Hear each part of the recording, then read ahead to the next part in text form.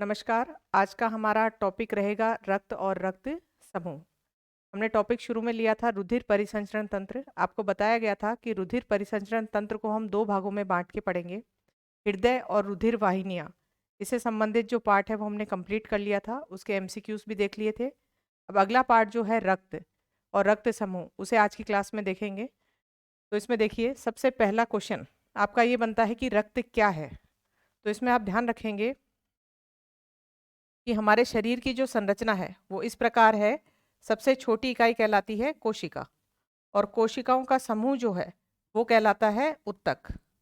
उत्तक के समूह को हम बोलते हैं अंग, और अंगों का समूह कहलाता है अंग तंत्र।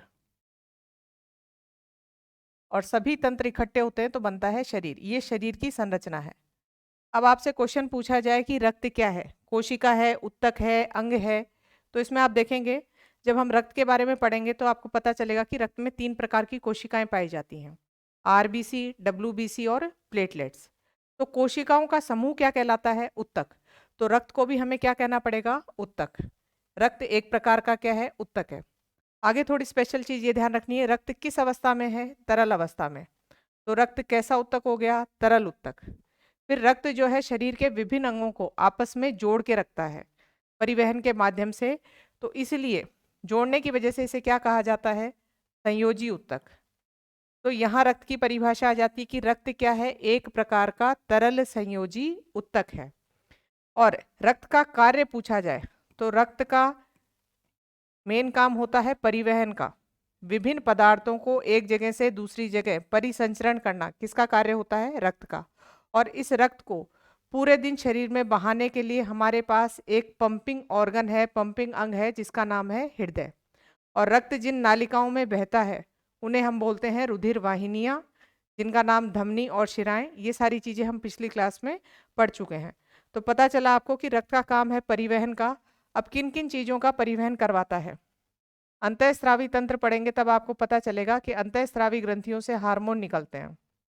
ग्रंथियों से हार्मोन विभिन्न अंगों तक पहुंचाने का काम किसका होता है? रक्त का। पचा हुआ जो भोजन है उसको पाचन तंत्र से विभिन्न अंगों के पास पहुंचाने का काम किसका होता है? रक्त का।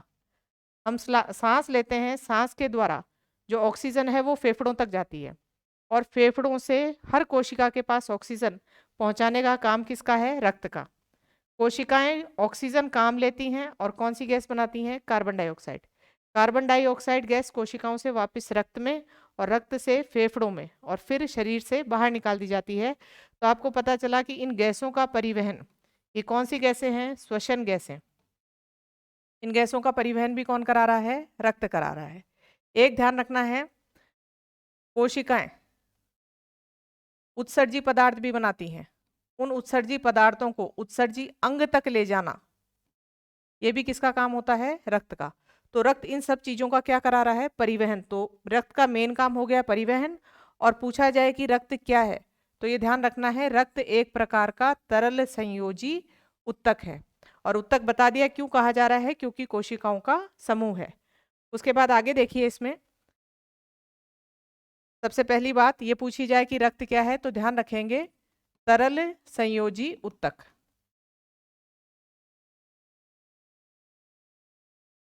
दूसरा ये पूछा जाता है कि रक्त की प्रकृति कैसी है। प्रकृति का मतलब उदासीन है, क्षारीय है या अम्लीय है। तो किसी भी विलयन जो है उसकी प्रकृति पता लगाने के लिए एक मापक होता है जिसे हम बोलते हैं पीएच मान। पीएच मान की स्केल जो है आपकी 0 से 7 और 14, ये पूरी स्केल इस तरीके से चलती है। और इस स्केल के आधार पे पता चलता है कि कोई घोल जो है वो क्षारीय है या अम्लीय है। तो जब इसका रक्त का पीएच मान देखा गया तो रक्त का पीएच मान मिला 7.4, यानी पीएच मान इसका है 7.4। अगर किसी भी घोल का पीएच मान फिक्स 7 आता है तो इसका मतलब वो घोल कैसा है? उदासीन है। और यदि 7 से ऊपर आता है तो वो कैसा है? क्षारीय। और मान यदि 7 से कम आता है तो कैसा होता है? अम्लीय। अब यहाँ देखेंगे हम 7 से थोड़ा सा ऊपर आ रहा है 7.4, इसका मतलब रक्त की प्रकृति पूछी जाए तो रक्त कैसा है? हल्का क्षारीय है। पहला पता चला कि रक्त एक तरल संयोजी उत्तक है। दूसरा आपको पता चला इसकी प्रकृति कैसी है, हल्की क्षारीय, और इसका पीएच मान कितना है, 7.4। उसके बाद इसकी मात्रा पूछी जाती है कि मात्रा कितनी है, तो प्रतिशत में देखेंगे तो मनुष्य के शरीर का जो भार है उस भार का कितना प्रतिशत, 7%। मनुष्य के शरीर के भार का 7% लगभग उसके पास क्या होता है, रक्त होता है। लेकिन यदि लीटर में पूछा जाए तो ध्यान रखना है, पुरुषों में मिलेगा 5 से 6 लीटर। ये वयस्क और स्वस्थ पुरुष की बात की गई है। महिला के अंदर देखेंगे तो रक्त की मात्रा मिलेगी 4 से 5 लीटर। तो ये रक्त की मात्रा है। इसे पिछली वाली यूनिट में आपको बताया था कि लीटर को यदि आप मिलीलीटर में कन्वर्ट कर रहे हो तो ये 5000 से 6000 मिलीलीटर हो रहा है, और 1 यूनिट रक्तदान किया जाता है। तो उस 1 यूनिट का मतलब है सिर्फ कितना दे के आ रहे हैं, 350 ml। और ये 350 ml रक्त जो है, 1 यूनिट रक्त 24 घंटे के अंदर इसकी कमी शरीर में पूरी हो जाती है। उसके बाद आगे देखिए, रक्त से संबंधित अध्ययन जो है वो क्या कहलाता है, तो रक्त से संबंधित अध्ययन जो है वो कहलाता है हीमेटोलॉजी। तो अभी आपको 3 प्रकार के अध्ययन बता रहे हैं। यदि आप हृदय से संबंधित अध्ययन करते हो, हार्ट से संबंधित अध्ययन करते हो, तो उसे कहा जाता है कार्डियोलॉजी। रुधिर वाहिनियां यानी धमनी और शिराओं से संबंधित अध्ययन करते हो तो उसे कहा जाता है एंजियोलॉजी। आपने नाम सुना होगा एंजियोग्राफी का। हार्ट की जो धमनियां होती हैं जिन्हें हम कोरोनरी धमनी बोलते हैं, उनमें ब्लॉकेज आ जाता है तो एक जांच की जाती है, उसे बोलते हैं एंजियोग्राफी। तो वो एंजियोलॉजी या एंजियोग्राफी ये शब्द किससे आए हैं, रुधिर वाहिनियों से। तो रुधिर वाहिनियों का अध्ययन कहलाता है एंजियोलॉजी, और हृदय का अध्ययन होता है कार्डियोलॉजी। और ब्लड से संबंधित अध्ययन कर रहे हैं तो उसे क्या बोलते हैं, हिमेटोलॉजी। अब हमारे शरीर में रक्त का निर्माण कहाँ होता है, हृदय के अंदर रक्त का निर्माण नहीं होता। हृदय सिर्फ पंपिंग का काम कर रहा है, एक मोटर है जो रक्त को पूरे दिन शरीर में बहा रही है। इसका निर्माण जो है हमारे शरीर में अस्थि मज्जा में होता है। अब ये अस्थि मज्जा कहाँ है, हमारे शरीर की सबसे बड़ी हड्डी जो है, जांग की हड्डी होती है जिसे हम बोलते हैं फीमर हड्डी। और ये फीमर हड्डी जो है अंदर से खोखली होती है। खोखली हड्डी के अंदर द्रव भरा रहता है, लिक्विड भरा रहता है, और उस लिक्विड का नाम क्या होता है, अस्थि मज्जा। अस्थि के अंदर जो लिक्विड भरा हुआ है उसका नाम है अस्थि मज्जा, उसमें रक्त बन रहा है। इसी अस्थि मज्जा को इंग्लिश में कहा जाता है बोन मैरो। तो पूछा जाए कि रक्त का निर्माण कहाँ होता है, रक्त कहाँ बन रहा है, अस्थि मज्जा में, फीमर हड्डी के अंदर बनता है। लेकिन भ्रूण अवस्था में यानी गर्भ में, भ्रूण अवस्था में पूछा जाए कि बच्चे के अंदर रक्त जो है कहाँ बन रहा है, तो उस समय वो कहाँ बनता है, यकृत में। तो ये आपको ध्यान रखना है। जी उत्तक है, पीएच मान कितना है, 7.4। प्रकृति कैसी है, हल्की क्षारीय।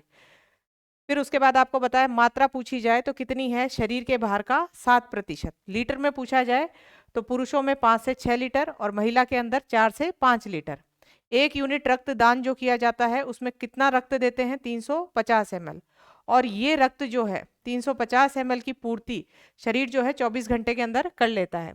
उसके बाद बताया कि रक्त से संबंधित जो अध्ययन होता है उसे क्या कहा जाता है, हीमेटोलॉजी।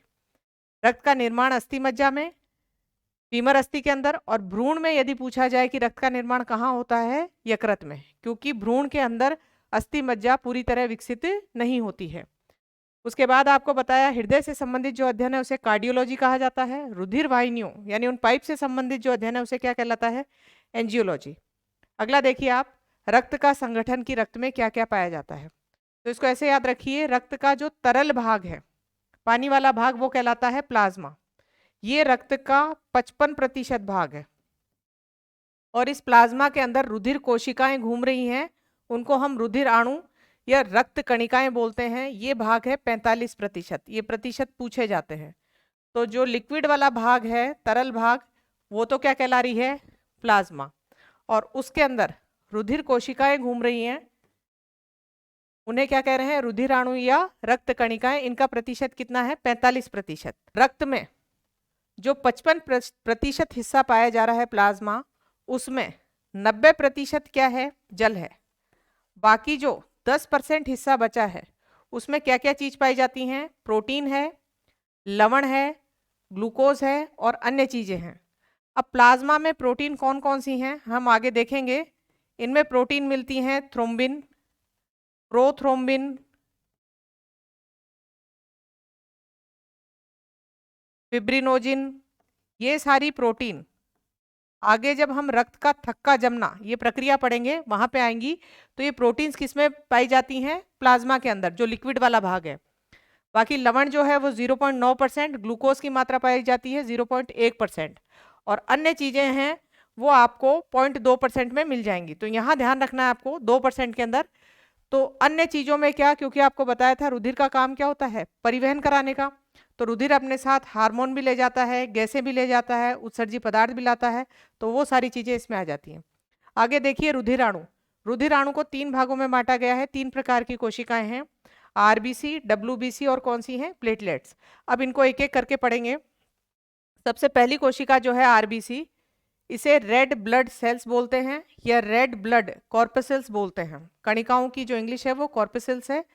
अब ये तो कॉमन नेम है, यदि वैज्ञानिक नाम पूछा जाए कि रेड ब्लड सेल्स का वैज्ञानिक नाम क्या है, तो इसका नाम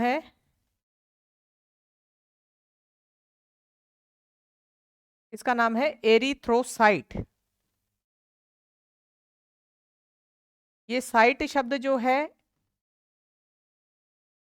इसका अर्थ होता है कोशिका यानी सेल। एरिथ्रोसाइट इनको कहते हैं? आरबीसी को। इनका निर्माण यदि पूछा जाए तो अभी रक्त का निर्माण हमने पढ़ा कहाँ होता है? अस्थि मज्जा में। तो आरबीसी का निर्माण भी कहाँ होता है? अस्थि मज्जा में। निर्माण होने के बाद इनका जो जीवन काल है वो कितने दिन का है? 120 दिन का। ये क्वेश्चन बहुत बार पूछा जाता है कि आरबीसी जो है लाल रुधिर कणिकाएं, इनका जीवन काल कितने दिन का होता है? 120 दिन का। इनकी मृत्यु जो है, हमारे शरीर में एक अंग होता है जिसको बोलते हैं प्लीहा, अंग्रेजी में इसका नाम होता है स्प्लिन। प्लीहा और स्प्लिन जो है इसमें इनकी मृत्यु होती है, इसलिए प्लीहा को रक्त की क्या कहा जाता है? कब्र कहा जाता है।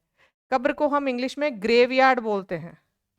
तो क्वेश्चन ये भी आता है ग्रेवयार्ड ऑफ ब्लड, यानी रक्त की कब्र किसे कहा जा रहा है? प्लीहा को। उसके बाद अगली बात करते हैं केंद्रक की। कोशिका की संरचना में हम देखते हैं कि बीच में केंद्रक पाया जाता है, लेकिन आरबीसी एक कोशिका है, इसमें केंद्रक नहीं पाया जाता। उसके बाद इसमें आपको एक अपवाद याद रखना है। एक जानवर तो है ऊंट और एक है लामा, इनकी आरबीसी में केंद्रक पाया जाता है। बाकी सभी के आरबीसी के अंदर, लाल रुधिर कणिकाओं के अंदर केंद्रक नहीं होता। संख्या यदि देखी जाए आरबीसी की तो संख्या इनकी मिलेगी 45 से 55 लाख प्रति घन मिलीमीटर। प्रति घन मिलीमीटर। इसमें आपको ध्यान रखना है घन मिलीमीटर आयतन है, यानी 1 घन मिलीमीटर में कितनी मिल रही हैं आपको? 45 से 55 लाख मिल रही हैं। ये जो हम 3 प्रकार की कोशिकाएं पढ़ेंगे, आरबीसी, डब्ल्यूबीसी और प्लेटलेट्स, इसमें सबसे ज्यादा संख्या किसकी होती है? आरबीसी की। उसके बाद आगे देखिए, संख्या बता दी। कार्य यदि पूछा जाए कि आरबीसी का क्या काम है, तो हमने पढ़ा था पूरे रक्त का काम होता है परिवहन कराना। अब अलग अलग चीजों के परिवहन होंगे। ऑक्सीजन का जो परिवहन है, मुख्य कार्य है ऑक्सीजन का परिवहन करवाना, और वो कौन करवाती है? आरबीसी। आरबीसी में एक वर्णक पाया जाता है, उस वर्णक को क्या बोलते हैं? हीमोग्लोबिन। ये वर्णक शब्द बहुत बार आएगा आपके साइंस में। वर्णक का मतलब होता है रंग देने वाला। वर्ण यानी कलर और वर्णक यानी कलर देने वाला। रक्त को जो लाल रंग है वो किसकी वजह से प्राप्त होता है? हीमोग्लोबिन की वजह से।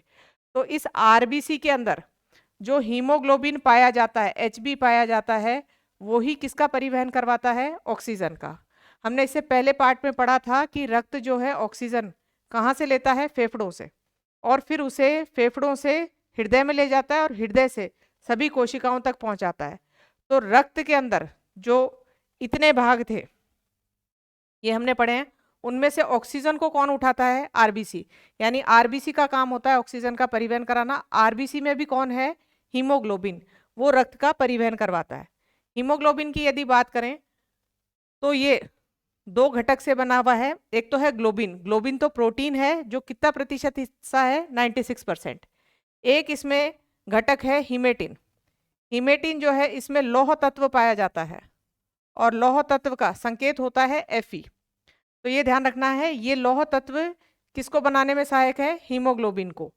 अगर हमारे खाने में लोहे यानी आयरन की कमी हो जाती है तो किसकी कमी हो जाएगी? हीमोग्लोबिन की। और हीमोग्लोबिन की कमी होगी तो आरबीसी की कमी हो जाएगी और इस खून की कमी को हम बोलते हैं एनीमिया।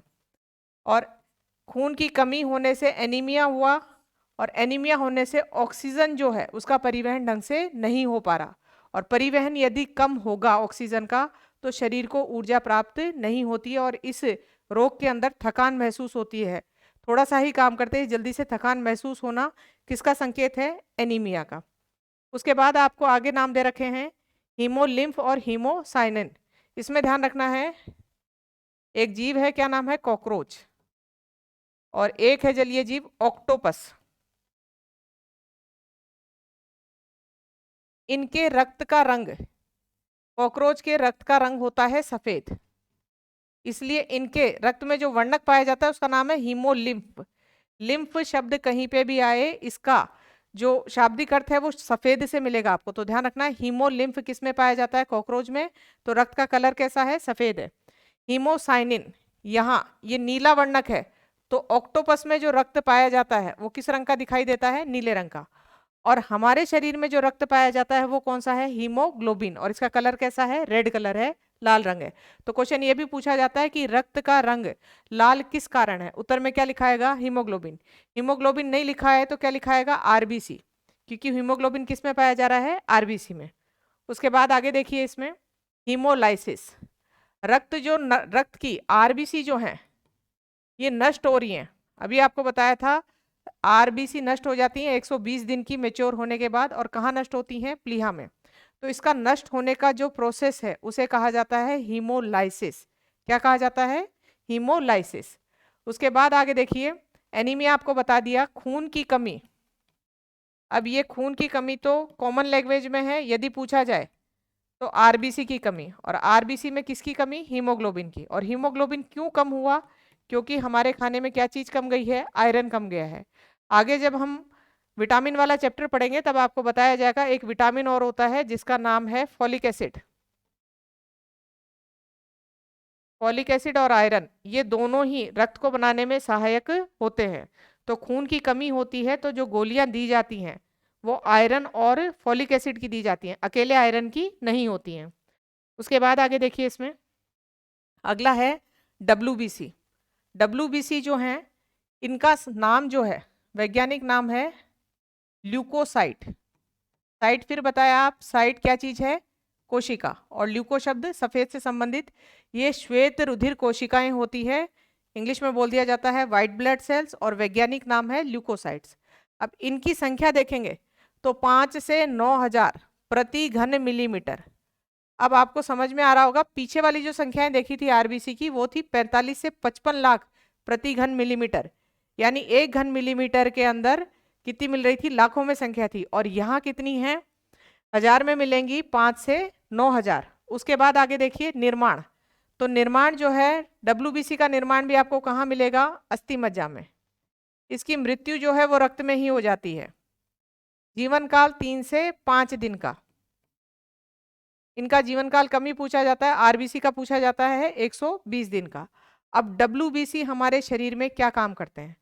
WBC हमें रोगों के संक्रमण से बचाते हैं। काम होता है हमारे शरीर को रोगों के संक्रमण से बचाना। संक्रमण का अर्थ होता है रोगजनक जो जीव हैं जैसे जीवाणु, विषाणु, प्रोटोजोआ, इनका शरीर में प्रवेश करना। तो ये जो रोगजनक जीव हैं इन्हें हम कहते हैं प्रतिजनी, या इंग्लिश में कहा जाता है एंटीजन। इनके विरोध में हमारा शरीर रिएक्शन देता है और क्या बनाता है? प्रतिरक्षी, इंग्लिश में बोलते हैं एंटीबॉडीज। अब ये जो प्रतिरक्षी हैं वो किसे खत्म करने की कोशिश करते हैं? प्रतिजनी को। प्रतिरक्षी और प्रतिजनी के बीच में आपस में जब अभिक्रिया होती है तो शरीर का तापमान बढ़ता है, जिसे हम कहते हैं बुखार चढ़ना। तो इसमें ध्यान रखिए ये जो एंटीबॉडीज बन रही हैं शरीर में, हमारे शरीर को इन रोगाणु से बचा रही हैं, ये एंटीबॉडीज बनाने वाला कौन है? WBC। तो क्वेश्चन ऐसे भी पूछा जाता है कि संक्रमण के समय कौन सी कोशिकाओं की संख्या बढ़ जाती है, क्योंकि यदि शरीर में संक्रमण हुआ है तो WBC की संख्या बढ़ेगी और वो ज़्यादा से ज़्यादा क्या बनाएंगी, प्रतिरक्षी बनाएंगी, ताकि प्रतिजनी को खत्म किया जाए। तो शरीर अपने स्तर पे भी रोग से बचने की कोशिश करता है। तो इसमें ये संक्रमण से बचाने का काम कौन कर रहा है, WBC। उसके बाद आगे देखिए, इसमें WBC भी दो प्रकार की होती हैं, ये कोशिकाएं भी। एक तो होती हैं कणिका युक्त और एक होती हैं अकणिका युक्त। कणिका युक्त का मतलब इन कोशिकाओं के ऊपर छोटे छोटे कण, इनको इंग्लिश में बोला जाता है ग्रेनुलोसाइट। और एक जो होती हैं प्लेन, यानी इनके सतह के ऊपर कोई कण नहीं लगे होते, इन्हें कहते हैं अकणिका युक्त या एग्रेनुलोसाइट्स। अब आप देखेंगे कि ये जो कणिका युक्त हैं ये तीन प्रकार की हैं। सबसे पहली है न्यूट्रोफिल, दूसरी है बेसोफिल और तीसरी है इयोसिनोफिल। अकणिका युक्त हैं मोनोसाइट और लिम्फोसाइट। अब ये इतनी सारी जो कोशिकाएं हैं WBC के प्रकार हैं, इनमें से कुछ बातें आपको ध्यान रखनी है। यदि आपसे पूछा जाए कि सबसे ज़्यादा संख्या में कौन सी WBC होती है, तो WBC में सबसे ज़्यादा संख्या किसकी होती है, न्यूट्रोफिल की। पूरी जो WBC है उनका 65% हिस्सा कौन है, न्यूट्रोफिल्स। इन न्यूट्रोफिल्स का क्या काम होता है, शरीर में जैसे ही संक्रमण होता है, जीवाणु प्रवेश किया, तो सबसे पहले तैयार कौन रहती हैं, न्यूट्रोफिल्स। तो ये जीवाणुओं का भक्षण करके उन्हें खत्म करने की कोशिश करती हैं। दूसरा इसमें ध्यान रखना है, मात्रा में, संख्या में सबसे कम पूछी जाए तो सबसे कम संख्या में कौन सी होती हैं, बेसोफिल्स। ये WBC की जो 5 है उनमें सबसे कम संख्या किसकी पाई जाएगी, बेसोफिल्स की। और शरीर में जब एलर्जी होती है, तो एलर्जी में भी आप देखिए, एलर्जी आप देखते होंगे किसी भी चीज़ की हो सकती है। डस्ट से एलर्जी हो गई, कई बार कई प्रकार की खाने की चीज़ों से एलर्जी होती है। उन चीज़ों से एलर्जी होने का मतलब है शरीर, डस्ट से एलर्जी है तो डस्ट को क्या समझ रहा है, प्रतिजनी समझ रहा है। और प्रतिजनी के विरोध में शरीर हमेशा क्या बनाता है, प्रतिरक्षी।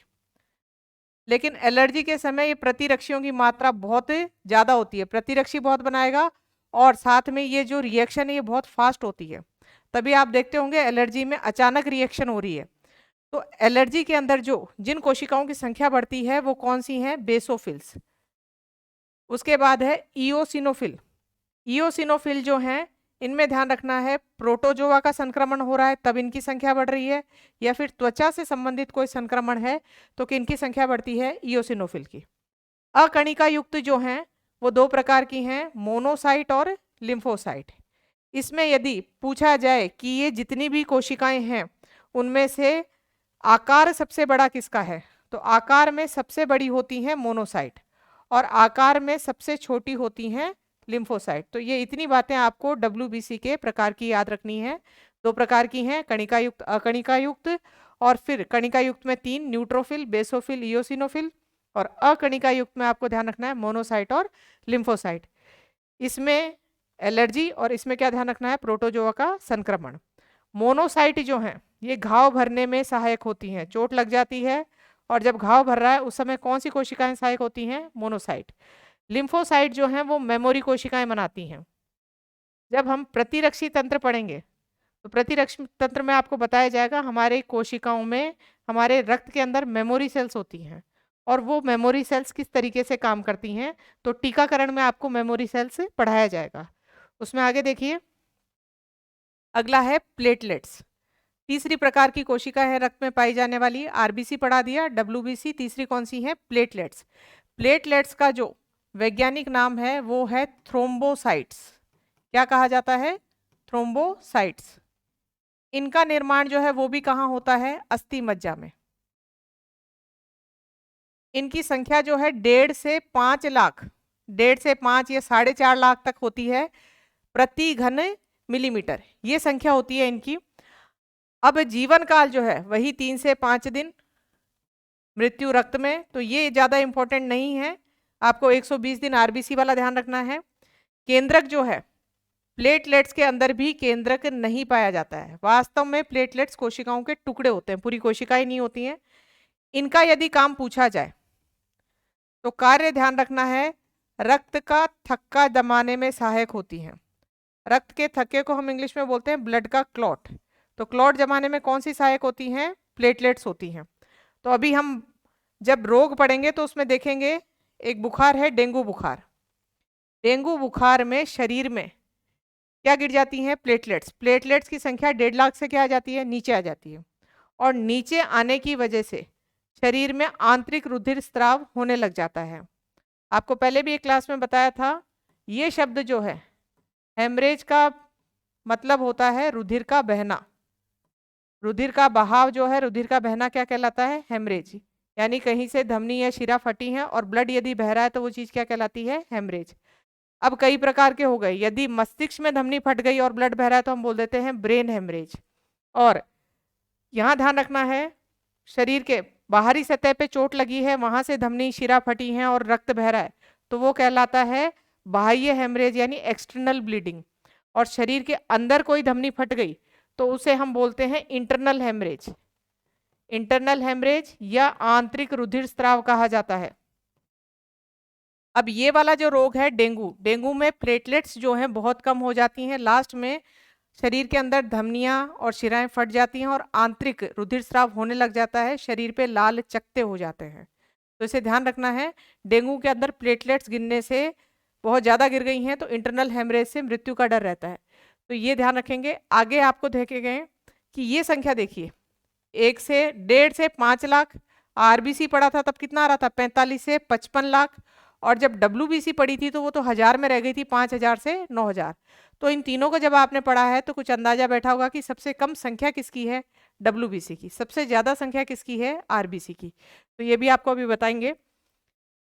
ये देखिए, अगर संख्या में पूछा जाए तो सबसे ज्यादा तो आरबीसी की 45, 50, 55 लाख वहां जा रही है, ये 1.5 से 5 लाख तक, और ये आपका पहुंच रहा था 5 से 9000 तक। तो संख्या में ये आपका आंकड़ा रहेगा। उसमें आगे देखें, ये क्वेश्चन बहुत बार पूछा जाता है कि आरबीसी अनुपात डब्ल्यूबीसी कितना है। आरबीसी की संख्या और डब्ल्यूबीसी की संख्या में अनुपात पूछा जाए तो ये लगभग कितना आता है? 600 अनुपात 1। यानी 600 कोशिकाएं आरबीसी की हैं तो उसके ऊपर कितनी कोशिका है डब्ल्यूबीसी की? 1 है। और प्लेटलेट्स का भी पूछा जाए तो कितना है? 40। यानी सबसे ज्यादा संख्या किसकी होती है? आरबीसी की। आकार में बात करें तो सबसे बड़ा आकार किसका है? डब्ल्यूबीसी का। फिर उससे छोटा किसका है? प्लेटलेट्स का। और सबसे छोटा कौन सा है? आरबीसी का। जो क्रम आपने यहाँ पढ़ा है संख्या में, उसी का विपरीत कर दो तो वो क्या आ जाएगा? आकार का क्रम आ जाएगा। उसके बाद बात करते हैं हिप्पेरिन की, कि हमारे शरीर में रुधिर वाहिनियों के अंदर रक्त बहता रहता है लेकिन वहां नहीं जमता, कभी भी वहां ब्लड क्लॉट नहीं जम रहा। उसका कारण है कि रक्त के अंदर एक घटक पाया जाता है और उस घटक का नाम होता है हिप्पेरिन। ये हिप्पेरिन जो है रुधिर वाहिनियों में रक्त को नहीं जमने देता। अभी पढ़ रहे हैं कि ब्लड क्लॉट कैसे जमेगा, रक्त का स्कंदन कैसे होगा। तो देखेंगे कि रक्त जब शरीर से बाहर आ रहा है, हवा के संपर्क में आता है, तो कुछ अभिक्रियाएं होती हैं, उसके बाद ब्लड क्लॉट जमता है। जब तक शरीर के अंदर रुधिर वाहिनियों में बहता है तो ब्लड नहीं जम रहा है। उसके लिए एक घटक जिम्मेदार है रक्त में, उसका नाम है हिप्पेरिन। उसके बाद आगे देखिए, अगला है रुधिर स्कंदन या ब्लड क्लॉटिंग की पूरी प्रक्रिया। इसमें सबसे पहला एक क्वेश्चन तो ये आता है कि ये बहुत जटिल प्रक्रिया है। कैसी प्रक्रिया है? एक जटिल प्रक्रिया है, सरल प्रक्रिया नहीं है। अब इतनी सारी इसमें रिएक्शंस होती हैं, ये सारे नाम आपको दिमाग में रहने चाहिए क्योंकि कई बार क्वेश्चन आता है निम्नलिखित में से कौन सा घटक रक्त स्कंदन के लिए जिम्मेदार नहीं है। तो 3 तो सही दे दिया और एक आपको अलग हटाना होता है उसमें से। तो इनको देखिए, सबसे पहले ध्यान रखना है जहां भी चोट लगी है, थक्का कब जमेगा? जब चोट लगेगी, ब्लड जो है शरीर से बाहर आएगा। तो जो इंजोर्ड टिश्यू है यानी जिस उत्तक में टूट फूट हुई है उससे ब्लड बाहर आया, यानी क्या बाहर आई हैं? प्लेटलेट्स। अभी पढ़ा है कि थ्रोम्बोसाइट या प्लेटलेट्स का काम क्या होता है? रक्त का थक्का जमाना। तो इंजोर्ड जो टिश्यूज हैं उनसे क्या बाहर आई? प्लेटलेट्स। और प्लेटलेट्स बाहर आते ही, हवा के संपर्क में आते ही वो किस में टूट रही हैं और टूट के किस में बदल रही हैं? थ्रोम्बोप्लास्टिन में। अब ये थ्रोम्बोप्लास्टिन क्या करेगा? एक चीज आप पहले थोड़ा यहाँ समझ लीजिए, ये जो ब्लड है, ब्लड के 3 घटक पढ़े हमने। ब्लड को पहले 2 भागों में बांटा, एक तो है प्लाज्मा और इधर 3 प्रकार की कोशिकाएं हैं, आरबीसी, डब्ल्यूबीसी और प्लेटलेट्स। रक्त का थक्का जो जमता है, उस थक्के जमाने के अंदर कौन कौन रोल प्ले कर रहा है, कौन कौन भाग ले रहा है? एक तो भाग लेती है प्लेटलेट्स और भाग लेती हैं प्लाज्मा में पाई जाने वाली प्रोटीन्स। हमने बिल्कुल शुरू में पढ़ा था कि प्लाज्मा जो है रक्त का कितना प्रतिशत हिस्सा बनाती है, 55%। उस 55 में 90% तो पानी है और 7% उसके अंदर प्रोटीन थी, और वो प्रोटीन है थ्रोम्बिन, प्रोथ्रोम्बिन, फिब्रिन, फिब्रिनोजिन। वो सारी प्रोटीन्स जो हैं वो रक्त का थक्का जमाने में सहायक हैं, और एक कोशिका सहायक है जिसका नाम है प्लेटलेट्स। तो प्लेटलेट्स में आप ध्यान रखिए कि रक्त बाहर आते ही ये प्लेटलेट्स जो हैं हवा के संपर्क में आते ही किस में बदल जाती हैं, थ्रोम्बोप्लास्टिन में। अब ये थ्रोम्बोप्लास्टिन जो है ये क्या करेगा, प्लाज्मा के अंदर, ये प्रोटीन किस में पाया जाता है, प्लाज्मा में। प्लाज्मा में एक प्रोटीन है प्रोथ्रोम्बिन, उस प्रोटीन को अपनी उपस्थिति में, और एक रक्त में पाया जाता है कैल्शियम आयन, इन दोनों की उपस्थिति में ये प्रोटीन प्रोथ्रोम्बिन किस में बदलेगा, थ्रोम्बिन में। फिर ये जो थ्रोम्बिन है ये फिर अपनी उपस्थिति में प्लाज्मा में एक और प्रोटीन पाया जा रहा है जिसका नाम है फिब्रिनोजिन। फिब्रिनोजिन जो है वो इसकी उपस्थिति में किस में बदलेगा, फिब्रिन में। और फिब्रिन वास्तव में इस तरीके का जाल होता है, उत्तकों का इस प्रकार का जाल होता है, और उस जाल में जो आरबीसी है, रक्त निकल रहा है, वो आके फंस जाता है, और फंसने की वजह से थक्का जम जाता है जिसे हम क्या बोलते हैं, रक्त स्कंद या ब्लड क्लॉट। तो इस प्रक्रिया को वापस समझ लीजिए। एक क्वेश्चन तो ये बनता है कि ब्लड क्लॉट जो है या ब्लड क्लॉटिंग, रक्त स्कंदन कैसी प्रक्रिया है, एक जटिल प्रक्रिया है, कई फैक्टर्स इसमें काम आ रहे हैं। तो ध्यान रखना है, ब्लड के अंदर एक साइड तो थी प्लाज्मा, प्लाज्मा में पाई जा रही हैं प्रोटीन्स, वो ब्लड क्लॉट में काम आती हैं, और जो कोशिकाएं थी उनमें से थ्रोम्बोसाइट जिसे हम प्लेटलेट्स कहते हैं वो काम आती हैं। और प्रक्रिया चलती कैसे है, चोट लगने के बाद जब प्लेटलेट्स बाहर आती हैं हवा के संपर्क में आते ही वो टूट के किस में बदल जाती हैं, थ्रोम्बोप्लास्टिन में। इस थ्रोम्बोप्लास्टिन की उपस्थिति में प्लाज्मा में पाई जाने वाली प्रोथ्रोम्बिन जो प्रोटीन है वो किस में बदल जाएगी, थ्रोम्बिन में। तो थ्रोम्बोप्लास्टिन की उपस्थिति प्लस रक्त में पाए जाने वाले कैल्शियम आयन की उपस्थिति, उसके बाद ये जो थ्रोम्बिन बनेगा ये अगले स्टेप में काम आएगा, ये प्लाज्मा में पाई जाने वाली फिब्रिनोजिन प्रोटीन को किस में बदलेगा, फिब्रिन में।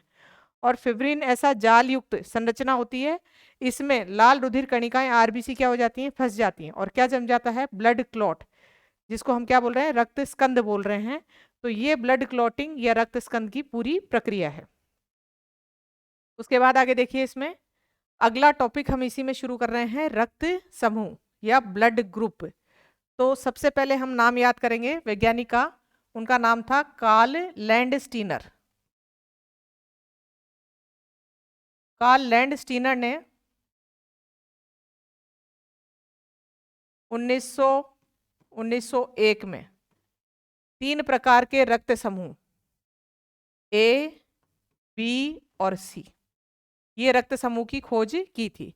कुछ समय बाद इन्होंने इन तीनों में नाम रख दिए थे ए, बी और ओ, यानी शुरू में नाम रखे थे एबीसी और बाद में क्या रख दिया था, ए, बी, ओ। 3 रक्त समूह की खोज की थी। इन रक्त समूह की खोज के कारण इन्हें 1930 में चिकित्सा के क्षेत्र में नोबेल पुरस्कार भी दिया गया है।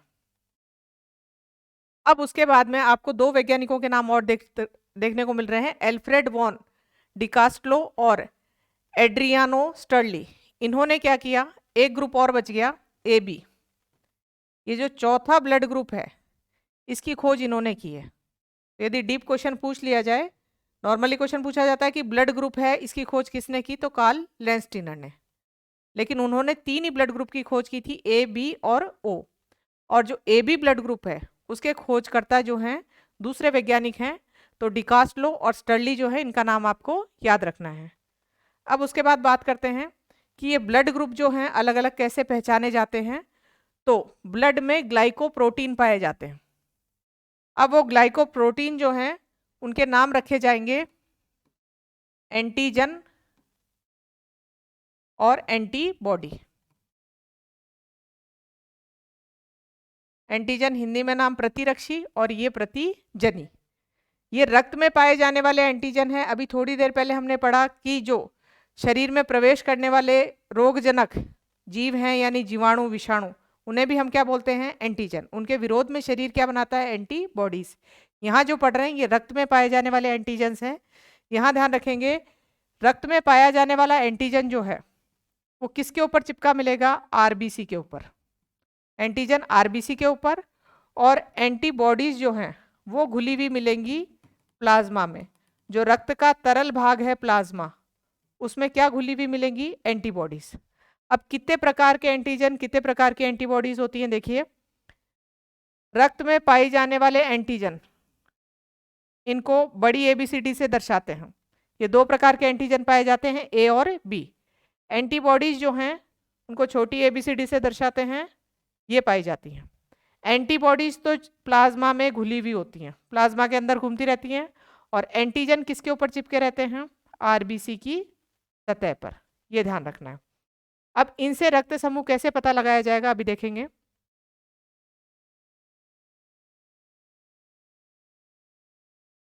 अब देखिए, यदि ब्लड ग्रुप ए है, ब्लड ग्रुप ए है, उसका मतलब इस व्यक्ति की RBC के ऊपर जो एंटीजन है वो कौन सा चिपका हुआ है? ए एंटीजन चिपका हुआ है। और एंटीबॉडी इसमें मिलेगी प्लाज्मा के अंदर घुली हुई, वो कौन सी है? बी है। अगर ब्लड ग्रुप बी है तो RBC के ऊपर जो एंटीजन चिपका हुआ मिलेगा वो है बी, और एंटीबॉडी मिलेगी इसकी प्लाज्मा के अंदर ए। विपरीत एंटीबॉडी मिलती है, अभी देखेंगे इसको। आगे देखिए, अगर ब्लड ग्रुप AB है तो इसकी RBC के ऊपर एंटीजन दोनों मिलेंगे। एंटीजन जो है AB होगा और BB, लेकिन इसकी प्लाज्मा में कोई एंटीबॉडी नहीं है, ना तो A है ना B है। यदि ब्लड ग्रुप O है तो उसके RBC के ऊपर कोई एंटीजन नहीं है, ना तो A है ना B, लेकिन इसकी प्लाज्मा में एंटीबॉडीज दोनों पाई जाएंगी।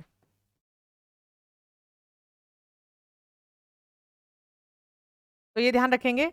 अब ये एंटीजन और एंटीबॉडीज जो हैं, इस आधार पे क्या पता लगाया जाता है? Blood group. एंटीजन ए चिपका हुआ मिला RBC पे, तो ब्लड ग्रुप कौन सा हो गया? ए, और उसके प्लाज्मा में एंटीबॉडी कौन सी मिलेगी? बी। बी ब्लड ग्रुप है, एंटीजन कौन सा चिपका मिलेगा? बी, और एंटीबॉडी कौन सी है? ए। ए बी है, इसका मतलब दोनों एंटीजन है, एंटीबॉडी नहीं है। ओ यदि ब्लड ग्रुप है तो एंटीजन नहीं और क्या है? एंटीबॉडीज। अब इसमें ध्यान रखेंगे, जब ब्लड ट्रांसफ्यूजन किया जाता है, यानी एक व्यक्ति से दूसरे व्यक्ति में ब्लड चढ़ाया जाता है, तो किस चीज़ को ध्यान रखते हैं? जैसे मान लीजिए, यदि ए वाला रक्त जो है वो बी को चढ़ाया जाए, तो ये जो एंटीजन है, अभी बताया था एंटीजन यानी बाहर का जनी, जैसे ही ये नया जनी बी वाले रक्त में जाएगा, एंटीजन जाएगा, तो इसका शरीर रिएक्शन करेगा, और इस एंटीजन के विरोध में रिएक्शन करने के लिए इसके पास कौन सी एंटीबॉडी है? ए एंटीबॉडी। यानी ए एंटीजन से ए एंटीबॉडी रिएक्शन करती है, और रिएक्शन करने के बाद जो ब्लड है वो जम जाता है, और जमने से रुधिर परिसंचरण तंत्र बंद हो गया और मृत्यु हो जाती है। तो आपने देखा कि ए वाला रक्त बी को नहीं चढ़ा सकते।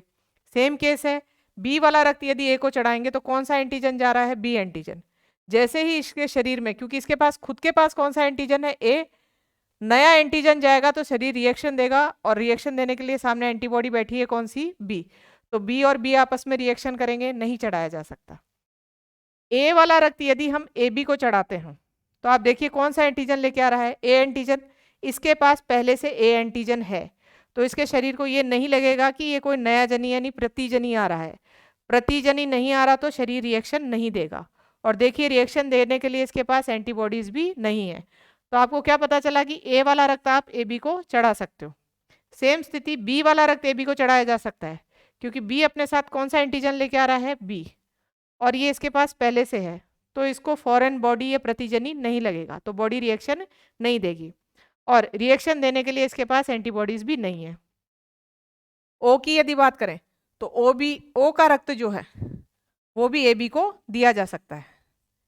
ओ में देखेंगे तो कोई एंटीजन है ही नहीं, तो यहाँ से ये रक्त इधर जाए तो कोई एंटीजन ही नहीं है, तो इसको लगेगा ही नहीं कि कोई नई चीज़ आई है, तो कोई रिएक्शन नहीं है। इस ए बी की हालत ये है, खुद के ब्लड ग्रुप से तो ब्लड लिया जा सकता है, इसके अलावा ए बी ने किस किस से ले लिया रक्त? ए से भी ले सकता है, बी से भी और ओ से भी।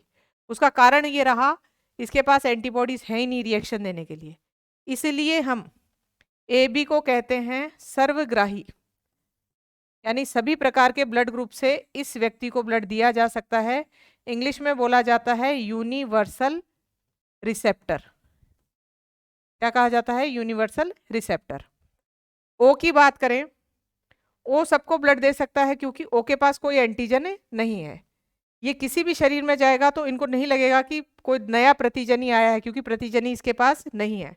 ओ सबको रक्त दे सकता है, तो इसका मतलब है ओ को कहा जाता है सर्वदाता, और इंग्लिश में कहा जाता है यूनिवर्सल डोनर। ये ध्यान रखेंगे।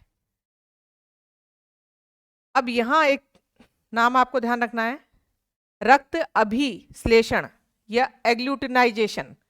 अभी बताया आपको कि रक्त अभिश्लेषण का मतलब होता है ए एंटीजन ए एंटीबॉडी से अभिक्रिया कर लेता है, रक्त जम जाता है। बी एंटीजन बी एंटीबॉडी से अभिक्रिया कर लेता है, रक्त जम जाता है। प्रक्रिया कहलाती है रक्त अभिश्लेषण। इसके कारण ही गलत ब्लड चढ़ने से व्यक्ति की मृत्यु होती है। अब उसके बाद आगे देखिए, इसमें यहां आपको पता चला, अगर क्वेश्चन ऐसे पूछा जाए सर्वग्राही कौन है, तो आप बता देंगे ए बी। क्वेश्चन को थोड़ा डीप कर दिया कि सर्वग्राही क्यों है, सबसे ब्लड क्यों ले सकता है, तो ध्यान रखना है इसके शरीर में रिएक्शन देने वाली एंटीबॉडीज नहीं है प्लाज्मा में, तो उसमें लिखा आएगा क्योंकि प्लाज्मा के अंदर कोई एंटीबॉडी नहीं है। क्वेश्चन ये पूछा जाए कि ओ सर्वदाता है, सबको रक्त दे सकता है, और क्वेश्चन हो कि ओ सर्वदाता क्यों है, तो बताना इसके पास एंटीजन नहीं है। तो ब्लड देते समय क्या ध्यान रखते हैं कि नया एंटीजन ना चला जाए, उसके शरीर में नया एंटीजन जाते ही बॉडी रिएक्शन देगी। अब उसके बाद आगे देखिए, यहाँ पे अब आप क्या क्या ध्यान रख सकते हैं कि ए वाला रक्त अगर पूछा जाए कि ए किस किस को रक्त दे सकता है, तो खुद वाले ब्लड ग्रुप को, और किसको दे देगा? ए बी को। बी किसको? खुद वाले ब्लड ग्रुप को और ए बी को। तो यहाँ ध्यान रखा खुद को और ए बी को ये रक्त दे पा रहे हैं, लेकिन ये किन किन से रक्त ले सकते हैं, तो खुद के ब्लड ग्रुप से और किससे ले सकते हैं? ओ से। ए बी की हालत है सभी से ब्लड ले सकता है। ओ सिर्फ किससे रक्त ले सकता है? ओ से ही ले सकता है, क्योंकि मान लीजिए ओ को रक्त दिया गया ए वाला, तो ए अपने साथ कौन सा एंटीजन लेके आ रहा है? A antigen. इसके पास पहले से वो एंटीजन नहीं है, तो जैसे ही नया जनी आएगा बॉडी रिएक्शन देगी, और रिएक्शन देने के लिए सामने एंटीबॉडी बैठी है, कौन सी? ए। तो ए वाला रक्त आप ओ को नहीं चढ़ा सकते, बी वाला रक्त भी ओ को नहीं चढ़ा सकते, क्योंकि नया एंटीजन आ रहा है, कौन सा? बी। तो यहाँ पे बॉडी रिएक्शन देगी, एंटीबॉडी है बी। तो इस तरीके से आपको ध्यान रखना है। अगला देखिए, इसमें एक एंटीजन की और खोज की गई जिसका नाम था RH फैक्टर। पहला क्वेश्चन तो ये पूछा जाता है कि RH फैक्टर क्या है, तो RH फैक्टर फिर रक्त में पाया जाने वाला एंटीजन ही है, और एंटीजन है तो अभी आपने पढ़ा कि जो RBC है उसके ऊपर एंटीजन चिपके हुए होते हैं, तो ये जो एंटीजन है ये भी किस पे चिपका हुआ मिलेगा? RH फैक्टर भी RBC के ऊपर, प्लाज्मा में घुला हुआ नहीं मिलेगा। अब 1940 में इसकी खोज हुई थी। खोज करने वाले एक तो उसी वैज्ञानिक का नाम याद रखना है, कार्ल लैंडस्टीनर, और एक याद रखेंगे आप, वीनर। ये दो वैज्ञानिक थे। इन दोनों ने एक बंदर में खोज की, उस बंदर का नाम था रीसस बंदर। उस बंदर को सम्मानित करने के लिए इसका नाम क्या रख दिया? RH factor. रीसस की स्पेलिंग इस तरीके से, तो RH फैक्टर जो शब्द है ये यहाँ से आया है। तो वास्तव में RH फैक्टर क्या है? रक्त में पाया जाने वाला एंटीजन है। जिस प्रकार से ए और बी एंटीजन RBC के ऊपर चिपके हुए मिलते हैं, उसी प्रकार RH फैक्टर भी किस पे मिलेगा आपको? RBC के ऊपर। अब आगे देखिए, अभी हमने ये देखा कि अगर ए एंटीजन चिपका हुआ है, उस व्यक्ति का ब्लड ग्रुप है ए, और यदि RBC के ऊपर बी एंटीजन चिपका हुआ है तो ब्लड ग्रुप है बी, और यदि दोनों एंटीजन है ए और बी, तो व्यक्ति का ब्लड ग्रुप है AB। कोई भी एंटीजन नहीं है, RBC खाली पड़ी है, तो ब्लड ग्रुप है O। इतनी चीजें हमने देख ली थी। अब RH फैक्टर की बात करते हैं। इस पे यदि RH फैक्टर है तो ये ब्लड ग्रुप हो जाएगा A पॉजिटिव, और यदि एक ऐसी RBC है जिसके ऊपर RH फैक्टर नहीं है तो क्या लिखेंगे? नेगेटिव। तो यहां से आपको एक चीज समझ में आई होगी कि RH फैक्टर उपस्थित है तो रक्त पॉजिटिव होता है, RH फैक्टर है ही नहीं तो रक्त क्या होता है? नेगेटिव होता है। इसको ऐसे नहीं समझना है कि आरएच फैक्टर दो प्रकार का होता है, एक पॉजिटिव वाला एक नेगेटिव वाला। पॉजिटिव वाला होगा तो रक्त पॉजिटिव होगा, नेगेटिव वाला होगा तो रक्त नेगेटिव होगा। आरएच फैक्टर एक ही प्रकार का एंटीजन है। यदि वो ब्लड में उपस्थित है तो रक्त समूह कैसा है, पॉजिटिव, और रक्त में यदि वो अनुपस्थित है तो वो क्या है, नेगेटिव। इसमें क्वेश्चन ऐसे पूछ लिया जाता है कई बार कि ए बी नेगेटिव रक्त समूह है, ये ब्लड ग्रुप है, इसमें आप इस नेगेटिव, इस माइनस से क्या समझते हो? तो आपको उत्तर में लिखा मिलेगा कि आरएच फैक्टर अनुपस्थित है। अगर प्लस लिखा हुआ है जैसे ओ पॉजिटिव दे दिया, इसमें आप इस पॉजिटिव से क्या समझते हो? तो इससे हम ये समझते हैं कि आरएच फैक्टर प्रेजेंट है। अब फिर ध्यान रखिए, अभी जब रक्तदान वाला बताया था कि एक व्यक्ति से दूसरे व्यक्ति को रक्त दिया जाता है, तो ये ध्यान रखते हैं कि नया एंटीजन ना चला जाए। नया एंटीजन जैसे ही जाएगा शरीर रिएक्शन देगा। तो आरएच फैक्टर भी क्या है, एक एंटीजन ही है, और ये यदि जाएगा तो ये भी क्या करेगा, रिएक्शन। जैसे मान लीजिए ए पॉजिटिव वाला रक्त ए नेगेटिव वाले व्यक्ति को नहीं दे सकते, क्योंकि खाली ए वाला रक्त ए वाले को दे सकते हैं। ए पॉजिटिव की बात करी, इसके पास आरएच फैक्टर है और इसके शरीर में आरएच फैक्टर नहीं है, यानी प्रतिजनी नया जा रहा है और नया जाएगा तो बॉडी रिएक्शन देगी। लेकिन इसमें थोड़ा स्पेशल केस है, वो ध्यान रखिए कि ये वाला रक्त जो दिया जाता है, प्लस वाला रक्त माइनस वाले को जीवन में एक बार दिया जा सकता है। अब एक बार कैसे? क्योंकि आपने देखा था आरबीसी के ऊपर ब्लड ग्रुप ए वाले के पास कौन सा एंटीजन है, ए, और यदि ये ब्लड आपने बी वाले को दे दिया तो रिएक्शन हो रही थी, क्योंकि बी वाले के पास में प्लाज्मा के अंदर कौन सी एंटीबॉडीज घुली हुई थी, ए, जो इसे रिएक्शन करने के लिए तैयार थी।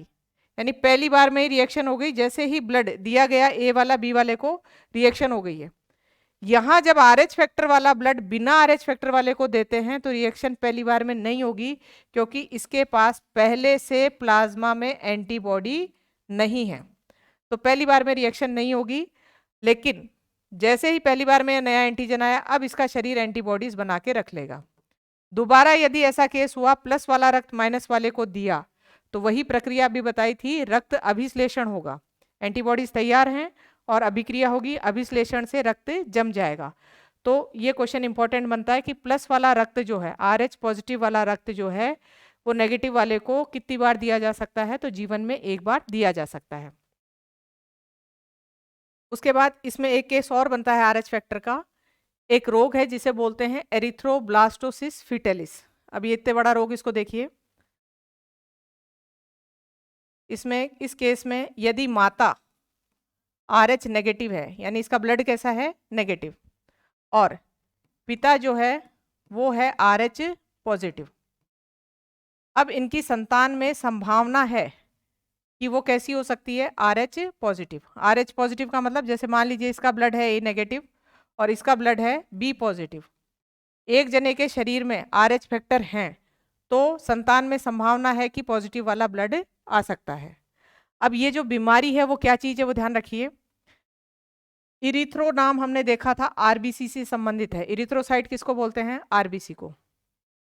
भ्रूण की गर्भ में एक अवस्था होती है, उसे बोलते हैं ब्लास्टोसिस, और भ्रूण जो है वो फीटस कहलाता है, और फीटलिस का मतलब भ्रूण की हत्या होना, भ्रूण की हत्या होना।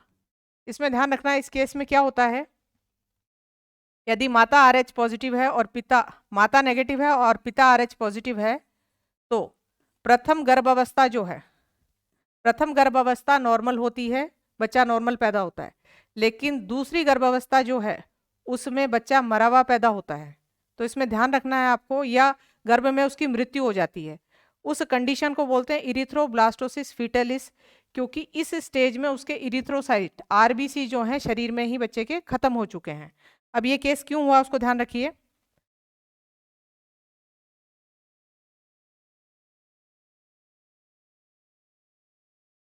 गर्भ के अंदर जो शिशु है वो अम्लाइकल कॉर्ड, यानी इस नाल से माँ के शरीर से जुड़ा हुआ होता है, और नाल से ही सारी चीजें आदान प्रदान होती हैं। तो इसमें ध्यान रखना है कि ये नाल की जो दीवार होती है, इस नाल के अंदर रक्त किसका होता है, बच्चे का, और इधर रक्त है किसका? माता का। हमने पढ़ा था रुधिर परिसंचरण तंत्र का काम क्या है? विभिन्न पदार्थों को एक जगह से दूसरी जगह ले जाना। बच्चे को गर्भ में पोषण जो है वो किससे प्राप्त हो रहा है? माता के रक्त से। तो गर्भ की इस दीवार में इधर रक्त माता का है, माता के रक्त से भोजन जो है बच्चे के रक्त में जा रहा है इस नाल के द्वारा।